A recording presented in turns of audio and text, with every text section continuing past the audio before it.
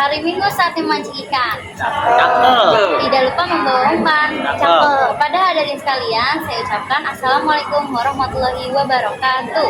Waalaikumsalam warahmatullahi wabarakatuh. Selamat siang guys. Perkenalkan, nama aku Citra Lestari sebagai moderator, dan di sini ada teman-teman saya yang bernama Aldo, Hani, Olive, Rafli, dan Rapi.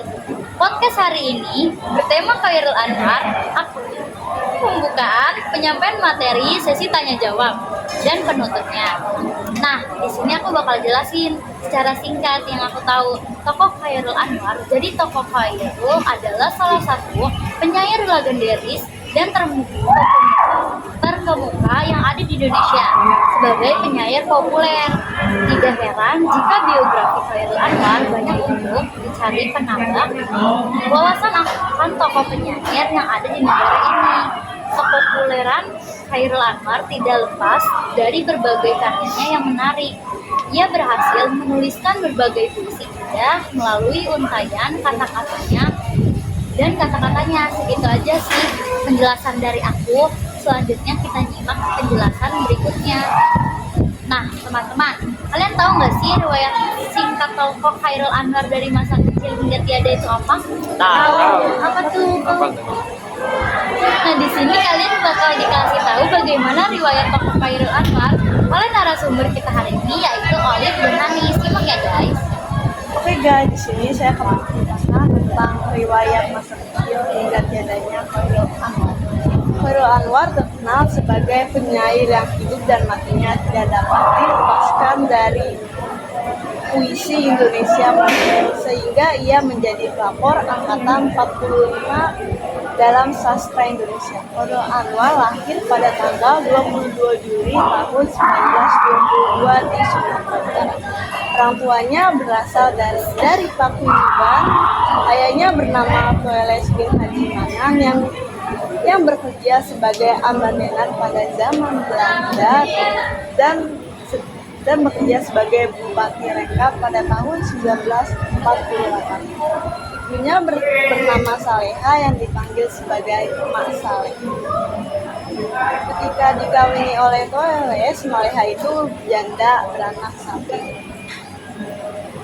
Setelah Maleha pergi ke Jakarta bersama Toeles kawin lagi dengan Ramadana atau Maulana, juga beranak satu.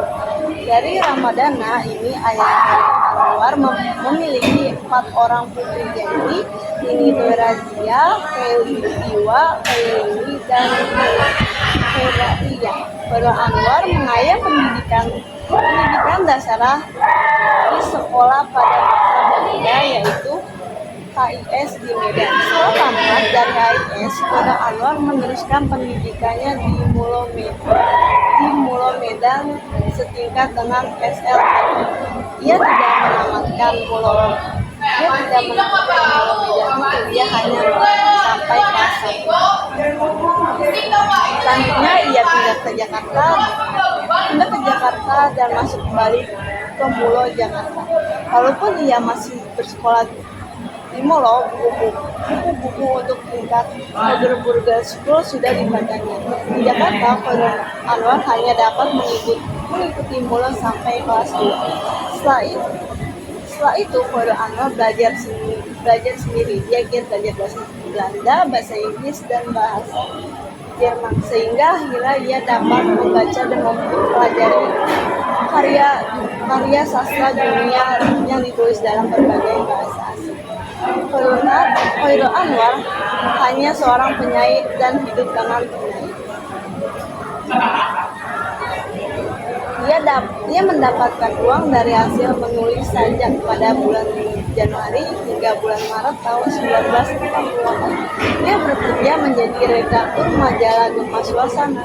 Namun karena merasa tidak puas, ia mengundurkan diri dari pekerjaan. Dia kemudian bekerja sebagai redaktur di majalah Siasat sebagai pengasuh buku kebudayaan Belanda di bersama dengan Ida Nasution, Asrul Sani, dan Rifki Harun. Sejak remaja, Khairil Anwar dikenal sebagai pribadi yang mudah bergaul dengan berbagai kalangan. Menurut Acadia Prihardia, sosok Khairil dinilai sebagai seniman anarkis dari Jakarta, namun memiliki pribadi yang suka tertawa, bicaranya keras, dan selalu menampilkan bahasa tubuh ketika berbicara pada orang lain. Yang muda, penyair Khairil Anwar sudah memiliki pandangan dan sikap hidup yang idealis tak tergoyah. Hal tersebut ditandai dengan sikap tegas, menolak bergabung, dan menjadi alat propaganda politik pada masyarakat itu. Bahwa saat perang kemerdekaan, Khairil giat menulis saja untuk memberi semangat para pejuang dengan pemilihan kata-kata yang lantang dan penuh semangat revolusi. Nah, di sini aku akan melanjutkan penjelasan dari Olive. Jadi, Khairil Anwar kawin dengan Hafsah, seorang putri Haji Wiryaredjo pada tanggal 6 September 1946 di Karawang. Sebelum itu, Khairil Anwar pernah jatuh cinta kepada seorang gadis Jawa yang bernama Sumirat. Akan tetapi perkawinannya itu tidak disetujui oleh orang tua Sumirat karena Khairil Anwar tidak mempunyai pekerjaan yang tetap. Dari perkawinannya dengan Hafsah, Khairil Anwar dikaruniai seorang anak yang bernama Eva Wani Alisa yang dipanggil Eva. Anaknya itu lahir pada tanggal 17 Juli 1947. Khairil Anwar akhirnya bercerai dengan Hafsah tanpa diketahui sebabnya. Anak Eva pun dibawa oleh Hafsah. Pada usia 8 tahun, Eva baru mengetahui bahwa Khairil Anwar itu ayahnya.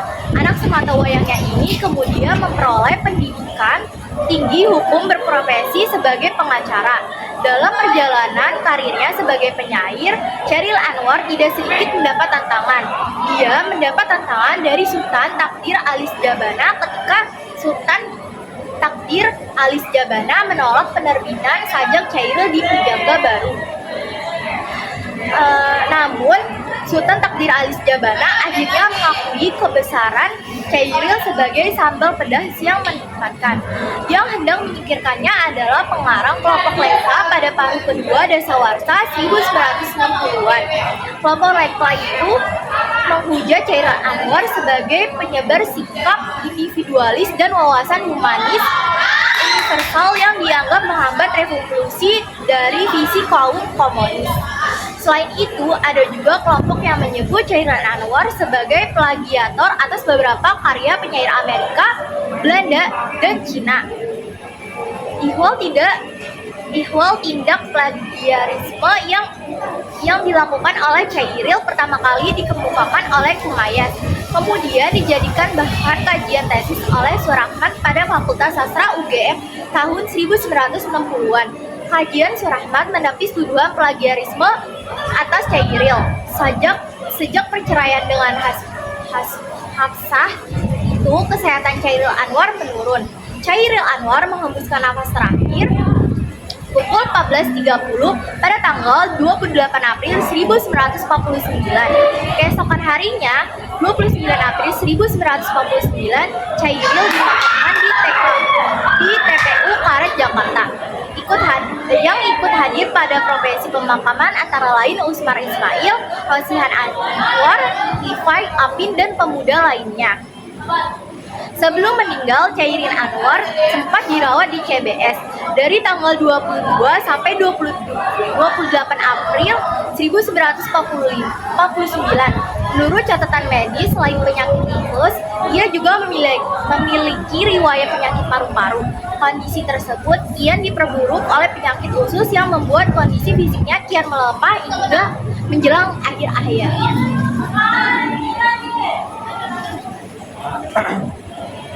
Bukannya Khairil Anwar dijuluki sebagai binatang jalan ya?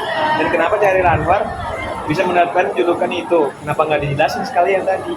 Oh iya, kita lupa kalau melewati penjelasan itu. Jadi kenapa Khairil Anwar bisa dijuluki sebagai Seperti itu karena Khairil Anwar dijuluki sebagai si binatang jalan karena julukan tersebut diambil dari isi salah satu puisinya yang berjudul Aku.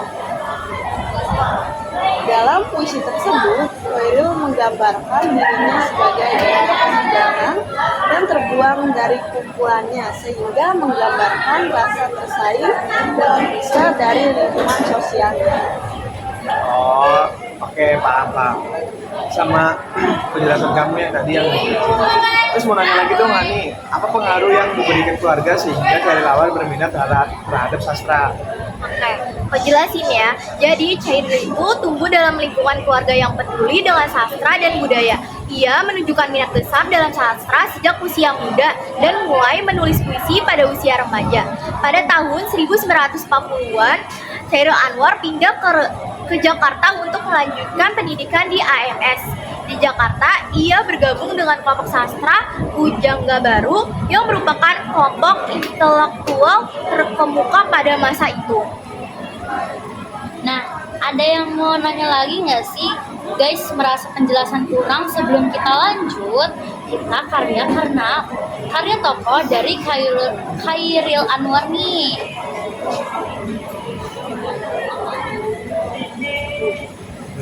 Nah, di sini ada karya-karya dari Chairil Anwar. Ada banyak. Yang pertama ada puisi Aku. Salah satu karya yang paling juga sering dideklamasikan. Puisi ini menjadi referensi di beberapa sekolah. Karya ini mungkin adalah karyanya yang paling terkenal dan juga salah satu puisi paling terkemuka di angkatan 45. Puisi ini menggambarkan alam individualistis dan mentalitasnya sebagai seorang penyair. Yang kedua ada puisi Bisa. Puisi yang ditulis pada 2 Oktober tahun 1942 untuk Nenek Anda. Ketiga ada puisi Penghidupan. Puisi yang ditulis pada bulan Desember 1942. Penghidupan memiliki 2 makna yang berjalan bersamaan. Pemeliharaan akan hidup ini dan pencaharian atau pekerjaan yang dilakukan untuk mendapatkan nafkah. Dan keempat ada puisi Tak Sepadan. Puisi yang ditulis pada bulan Februari tahun 1943. Ketidaksepadanan antara aku dan dirimu, antara usia dengan cinta, antara besaran cinta dengan kematian. Yang kelima ada puisi Taman. Puisi yang ditulis pada bulan Maret 1943. Yang keenam ada puisi Pelarian. Puisi yang ditulis pada bulan Februari 1943. Yang ketujuh ada puisi Hukum. Puisi yang ditulis pada bulan Maret tahun 1943. Yang ke-8 ada puisi Rumahku. Puisi yang ditulis pada bulan April 1943. Betapa berharganya rumah bagi penyair sebagai tempat untuk berkumpul bersama keluarga, berbagi cerita, dan juga berlindung dari berbagai kondisi cuaca. Dan juga ada puisi Kesabaran. Puisi yang ditulis pada bulan Maret 1943. Ada juga puisi Sendiri. Puisi yang ditulis pada bulan Februari 1993. Selain puisi, Chairil Anwar juga menerbitkan karya tulis lainnya seperti Dari Campur Debu, Keringat Tajam yang Ternapas dan Yang Putus, 3 Bunga Traktir, Aku Ini Binatang Jalan, dan Derai-Derai Cemara. Puisi Aku mengandung puisi kalimat Aku Ini Binatang Jalan yang membuat Chairil Anwar dijuluki si binatang jalan oleh temannya. Puisi Angkatan 45 merupakan pelopor Angkatan 45 yang lahir sebagai bentuk perlawanan terhadap pembelahan budaya yang dilakukan penjajah Jepang. Selanjutnya, anugerah seni pemerintah Republik Indonesia memberikan penghargaan anugerah seni kepada Chairil Anwar atas jasanya sebagai pelopor Angkatan 45. Selain itu segitu aja.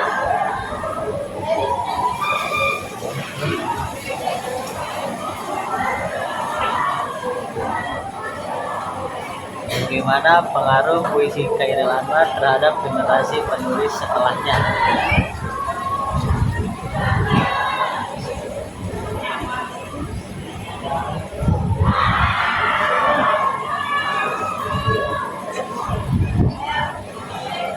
Sabar.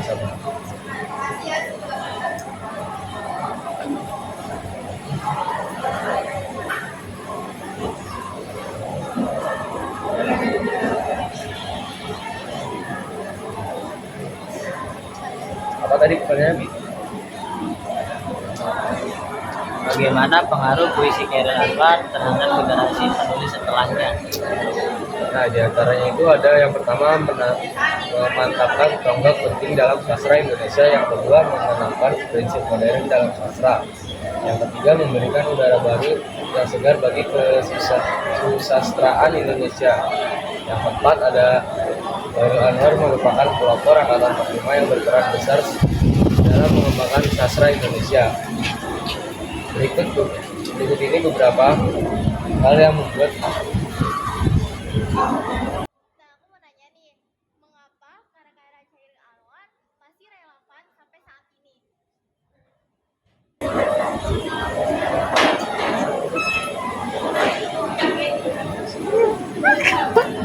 Tahu dong.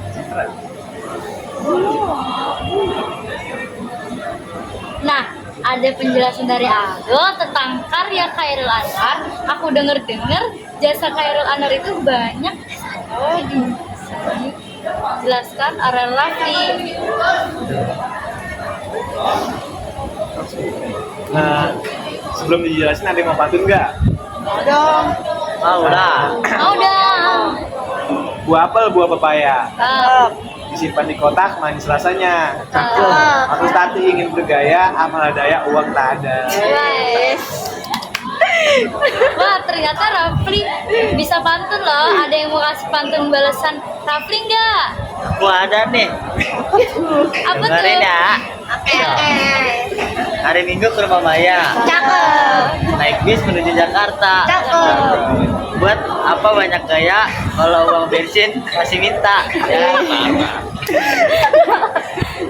Oke guys, balik ke topik. Jadi Chairil Anwar memiliki pengaruh besar terhadap masyarakat Indonesia, terutama dalam dunia sastra. Sebagai pelopor puisi modern, dia memperkenalkan gaya dan tema baru yang lebih ekspresif dan bebas, mengungkapkan semangat kebangsaan dan mencerminkan perasaan serta pengalaman masyarakat pada masanya. Karya-karyanya sering mengeksplorasi tema kemanusiaan, eksistensi, dan perjuangan, memberikan suara bagi generasi yang menghadapi perubahan sosial dan politik. Selain itu, melalui puisinya, ia berkontribusi dalam membangkitkan kesadaran nasionalisme yang di tengah perjuangan kemerdekaan Indonesia. Pengaruhnya masih terasa hingga saat ini menginspirasi banyak penulis dan seniman. Gitu teman-teman. Terus jasa-jasa Chairil Anwar sebagai pelopor angkatan 45 di bidang sastra, pemerintah Indonesia memberikan penghargaan bernama Anugerah Seni. Penghormatan itu tertuang dalam surat keputusan Menteri Pendidikan dan Kebudayaan pada 12 Agustus 1969. Menurut ATU, karya Chairil memberikan kontribusi penting dalam pembentukan Indonesia baru dan mempertahankan cita-cita mulia tentang bahasa Indonesia dalam bentuk hubungan yang paling dalam, yaitu puisi. Selain dinobatkan sebagai pelopor angkatan 45, melalui sajak-sajaknya ia memberikan kontribusi lain terhadap penggunaan bahasa Indonesia. Karena berbagai peristiwa keseharian yang menjadi sumber inspirasi Chairil, tuliskan penggunaan bahasa keseharian yang singkat dan tegas namun berbobot. Menurut A.B. Jasin, penggunaan bahasa yang digunakan Chairil kemudian mempengaruhi Pramudia Ananta Toel. Sementara Astro menilai besaran Chairil justru meningkatkan karena ia menjadi pembaharu bahasa Indonesia. Chairil menggunakan bahasa dengan penuh pertimbangan sehingga selalu kena disiplin bahasanya luar biasa. Nah, di sini aku juga mau nanya, bagaimana sih Chairil Anwar menjadi simbol perlawanan terhadap penjajahan dan ketidakadilan? Sorry, diulang. Bagaimana sih Chairil Anwar menjadi simbol perlawanan terhadap penjajahan dan ketidakadilan? Chairil Anwar menjadi simbol perlawanan terhadap penjajah dan ketidakadilan melalui puisi-puisinya yang berani dan penuh emosi. Karya-karyanya mencerminkan semangat kemerdekaan, penolakan terhadap penindasan, dan pencarian jati diri. Ia menggunakan bahasa yang kuat dan langsung sehingga mengunggah kesadaran masyarakat tentang pentingnya perjuangan untuk kebebasan. Dengan cara ini, ia dapat ke dalam ke dalam pengalaman kolektif bangsa yang jajah dan berjuang melawan ketidakadilan.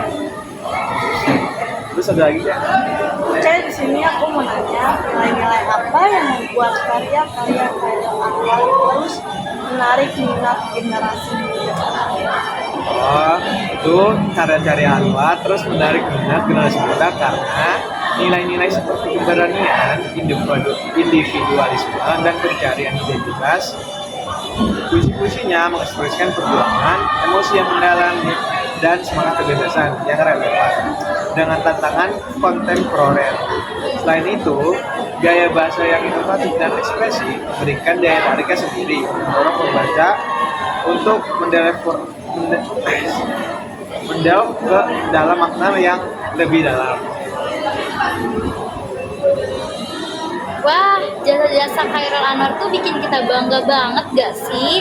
Beliau ini ternyata Khairil Anwar tuh punya keunikan loh. Kalian mau tahu nggak?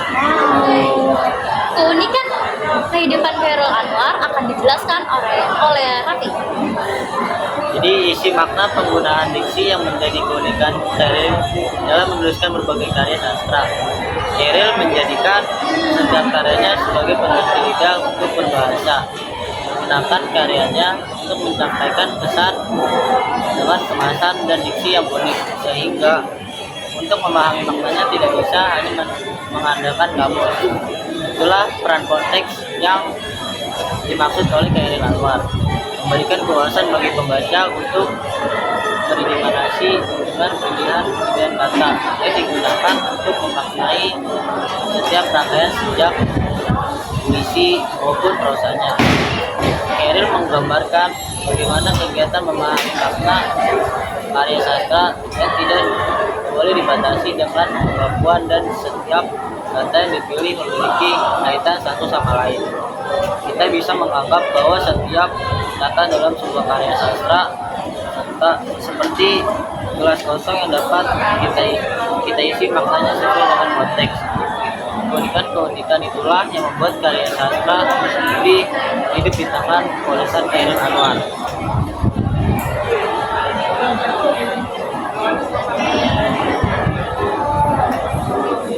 Kalau boleh tahu nih, Khairil Anwar tuh punya gaya penulisan yang unik gak sih?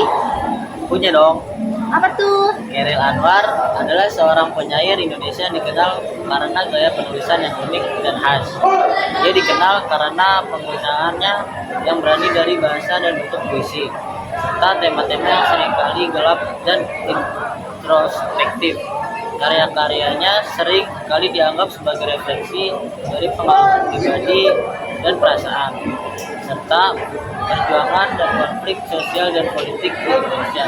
Khairil Anwar dianggap sebagai salah satu penyair paling berpengaruh dan inovatif dalam sastra Indonesia, dan karyanya terus mempengaruhi generasi penyair dan penulis selanjutnya.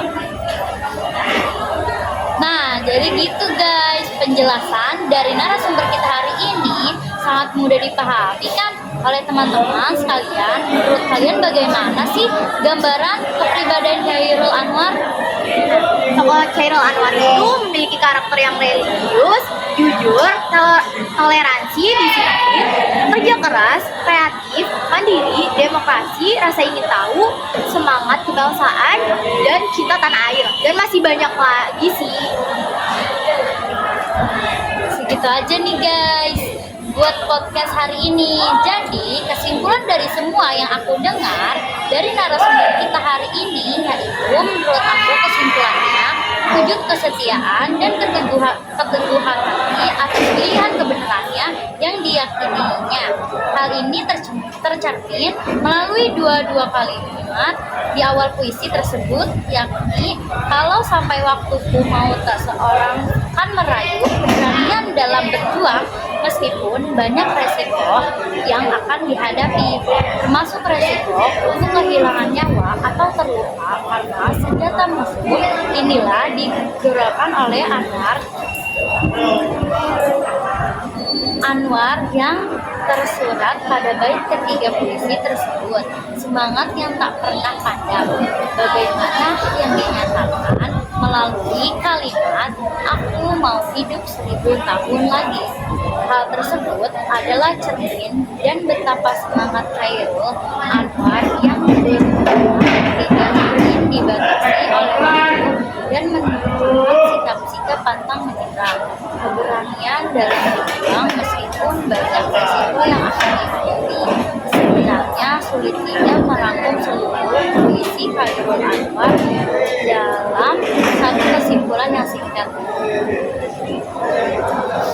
Karena setiap puisinya memiliki nuansa dan makna yang berbeda. Namun jika kita coba melewat benang merah dari seluruh karya-karyanya, maka itu bisa menarik beberapa kesimpulan umum, yaitu yang pertama, semangat perjuangan. Khairul Anwar adalah penyair yang sangat dekat dengan semangat berjuang, baik itu perjuangan melawan ketidakadilan atau perjuangan individu untuk menemukan jati diri. Tema ini selalu hadir dalam puisinya. Yang kedua, individualisme dan kebebasan. Khairul Anwar adalah sosok yang sangat individualis. Ia menolak segala bentuk belenggu dan selalu mencari kebebasan dalam berpikir dan bertindak.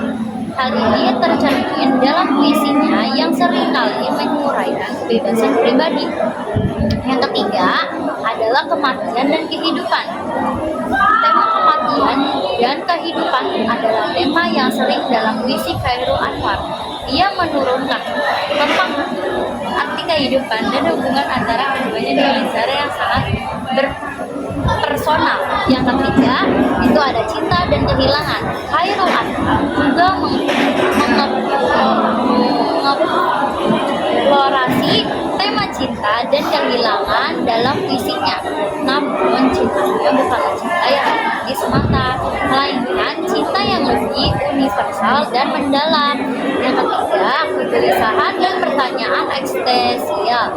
Khairul Anwar adalah sosok yang penuh dengan pertanyaan eksistensial. Ia selalu bertanya tentang makna hidup, tujuan hidup, dan tempat di dunia. Kegelisahan ini tergambar dengan jelas dalam puisinya. Secara keseluruhan, puisi-puisi Khairul adalah cerminan dari jiwa yang gelisah, keberanian, dan penuh pertanyaan. Ia adalah penyair yang berani mengungkapkan pikiran dan perasaan secara jujur dan tanpa kompromi. Karya-karya tidak hanya memiliki nilai estetika, tetapi juga nilai filosofis yang mendalam. Namun penting untuk mengingat bahwa setiap pembaca dapat memiliki interpretasi yang berbeda-beda terhadap puisi Khairul Anwar. Makna yang terkandung dalam puisi akan terus berkembang seiring dengan perubahan zaman dan konteks sosial. Sekian buat cara kali ini. Kalian udah paham belum guys apa yang aku maksud? Udah dong. Sekian dari kelompok kami. Acara ini kita bakal udahin guys. Sekian dari kami. Wassalamualaikum warahmatullahi wabarakatuh. Bye guys. Makasih juga buat narator hari ini yang kayak udah bagus banget. Buat ngundang kita juga hari ini belum. Gak apa-apa, biarin. Jangan lupa guys. Belum. Udah cukup kan segitu penjelasan. Udah, penjelasannya apa yang kalian mau jelaskan? Ini berapa menit sih? Dikit lagi. Udah, dikit lagi. Udah keluar kan? Udah keluar. Aku dibeli. Cool. Aki cool. This is cool. Balik Iya, Bye. kayaknya dadah mulu ah. Bye dulu dong guys. Dadanya terus. Dik berapa itu udah? Udah aneh.